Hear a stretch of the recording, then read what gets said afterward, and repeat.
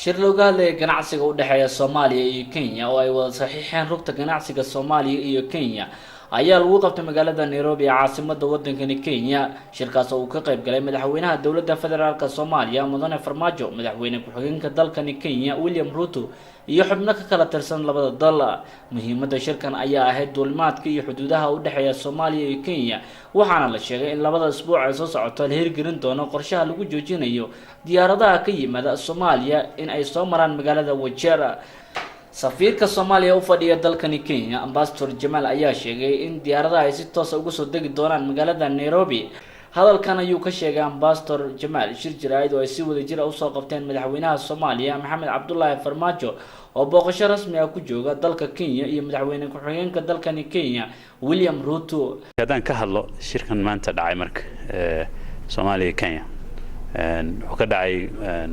madaxtooyada waddanka Kenya shir dheer buu ahaa labada dawladood baa way wada joogeen wasiiro laba dhinac kala socda iyo madax kale labada madaxweyne iyo dad kale oo saraakiil laba dhinac ah waxyaalaha marka ka soo baxay waxa ugu muhiimsanaa kow in laga bilaabo hadda baasaboorada diblomaasiga diplomatic passportska iyo serviceka kan shaqaalaha iyo kan diblomaasiga ee Soomaaliga iyo kuwa Kenya inaan labada wadan visa looga baahnayn. Soomaalida baasaboorada haysata serviceka iyo diplomatka inay wadan Kenya iman karaan visa on arrival ku qaadan markay yimaadaan qaadan karaan. kuwa saasoo kale dhigooda Kenyaankaana marka xagga tagaan saasoo kale iyaguna ku qaadan karaan visa markay wadanka yimaadaan. marka arrintaas waa lagu heshiiyay. kow labo waxa lagu heshiiyay oo aad Soomaalidu danaynaysa oo dhowr goor hore laga hadlay oo sanadkii hore ogtiin bishii June 8 madaxweynihii hore Jamhuuriyadda Federaalka Soomaaliya Xasan Sheekh Maxamuud markuu booqashada ku yimid Kenya lagu heshiiyay in Wajir arrinteeda wax laga qabto oo maadaama dadka Soomaaliya dhibaato ku qabaan ay toos u yimaadaan Kenya.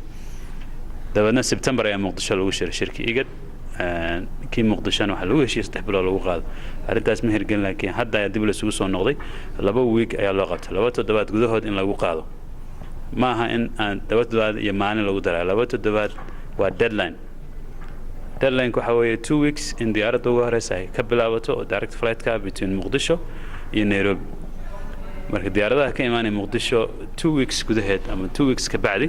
waxay noqonayaan diyaarad direct flight oo Wajir soo maray. dadka Soomaaliyeed u sheegan raba inay arrintaas arrin wanaagsan oo guul ah oo dadka safra ee labada wadan ugu kala safra ay u fududaanayso inay waqti yar oo dib yar ku yimaadaan.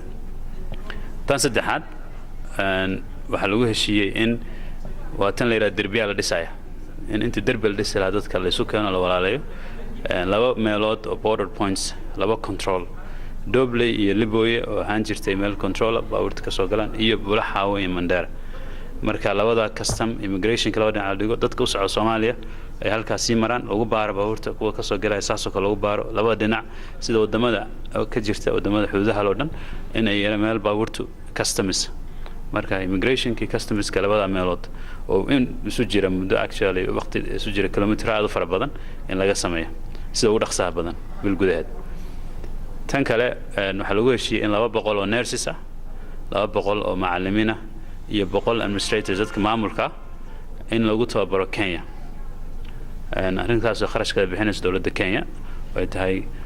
arrin u fidisay dawladda Soomaaliya. marka 200 iyo 100 administrators waxyaalahaas ugu weynaa wixii lagu heshiiyay sida ugu dhaqsaha badan in loo bilaabo. waxaan leenahay waan hore u gaarnay heshiis la yiraahdo Joint Commission for Cooperation JCC kaasoo ka hadlaya soo koobaya meelo fara badan sida socdaalka laba dhinac dadku safrayaan ganacsiga maalgashiga waxyaalahaas oo in dib loo xoojiyo dib loo bilaabo. insha Allah waxay noqon doontaa in wasaaradaha labada dhinac 2015kii ay waxay soo yimi PS-yadii iyo agaasimayaal iyo the technical people labada wadana laba maalmood shiraay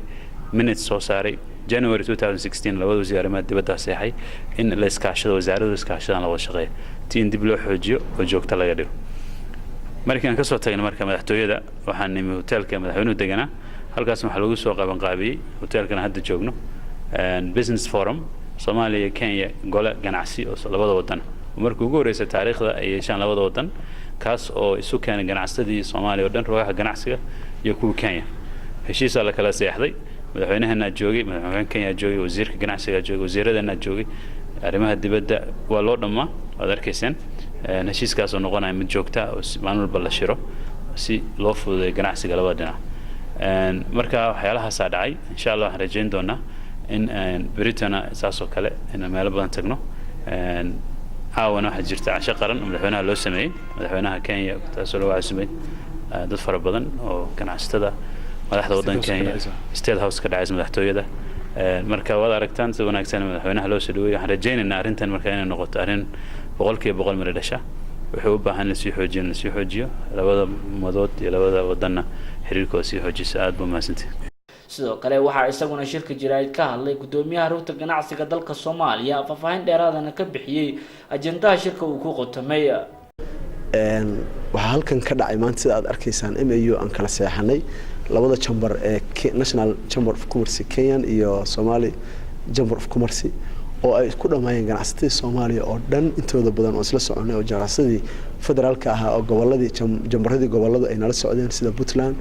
Jubbaland, Galmudug, Koonfur Galbeed, Hirshabeelle, Banaadir intaba aan ku dhameyn anagoo isku dhan aan isla soconay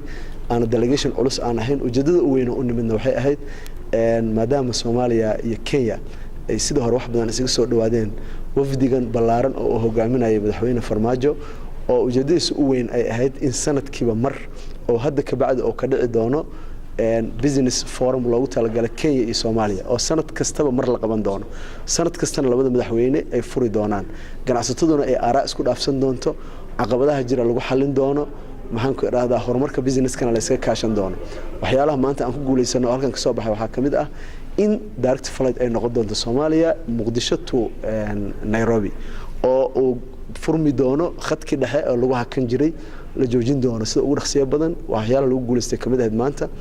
waxa kale oo kamid ah in borderada xuduudaha isu furno oo ganacsiga oo isaga goosho maxaan ku iraahdaa dhinacyada oo dhan in viisooyinka la fududeyn doono Soomaaliya iyo Kenya oo waliba dhinaca businesska ay aad u fududaan doonto insha Allah hadii Ilaahay yiraahdo direct flight oo noqon doonto wax badan aan isdhaafsan doono waxyaalaha waxa jira marka businesska aan hoos ugu daadegin oo hadda aan bilaabayno inaan hoos discussion ka sameeyno si aan heshiisyadaasi loo xaqiijiyo waa maalintii labaad ee mudane Maxamed Cabdullaahi Farmaajo madaxweynaha dawladda federaalka Soomaaliya oo booqasho rasmi ah ku joogo dalkani Kenya iyadoo lagu wado habeenkani caawa in cash sharaf loogu sameeyo madaxtooyada dalkani Kenya Keenan Cabdulqaadir Xuseen Kalson TV Nairobi